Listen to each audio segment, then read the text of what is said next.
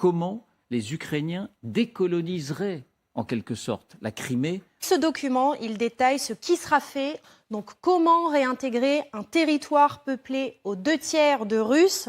Eh bien, la première étape, c'est de faire partir justement ces Russes. Deuxième étape, donc, après cela, réinstaller des Ukrainiens en Crimée.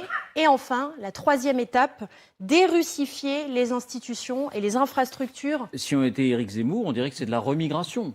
Là, c'est très très simple. Du Même droit s'ils sont là ukrainien depuis et du 15 ou droit 20 ans. international. Même voilà, est-ce que c'est si simple que ça de modifier la composition démographique d'une péninsule comme la Crimée? Je parle du réel. La difficulté, c'est la démographie. Je vous rappelle que après la Seconde Guerre mondiale, vous avez eu des transferts de population massifs. Alors c'est douloureux. Hein.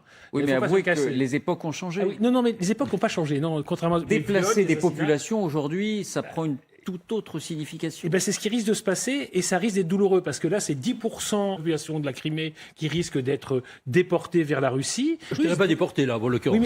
Oui, mais si, parce qu'on va leur dire de partir. Vous n'avez pas le choix. Les Russes sont aujourd'hui en train de déporter une partie des Ukrainiens. Oui, mais la Russie n'est pas un État démocratique. Voilà. Les échanges de population, ils peuvent parfaitement être prévus par les traités. Par exemple, le traité de Sèvres de 1923 a échangé la population grecque de Turquie avec la population turque de Grèce, et on a échangé les populations. Alors, est-ce que le rapatriement des Français d'Algérie a été simple? Non, ça a été une horreur. Les Ukrainiens ne peuvent pas dire on va faire ça avec des fleurs et en chantant. Ça ne se passera pas comme ça sera brutal. Je ne dis pas l'inverse, je dis ça que sera c'est violent. Il y a un exemple plus récent, un exemple de notre temps. Les pays baltes ont été occupés pendant plus d'un demi-siècle.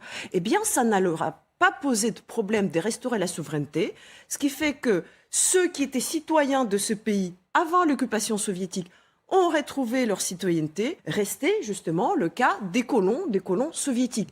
Qu'est-ce qu'on a fait? Eh bien, ils se sont retrouvés sans fondement juridique pour leur propriété ou pour déjà le fait qu'ils se retrouvent là. Moi, j'aimerais bien qu'un jour on parle de Kaliningrad.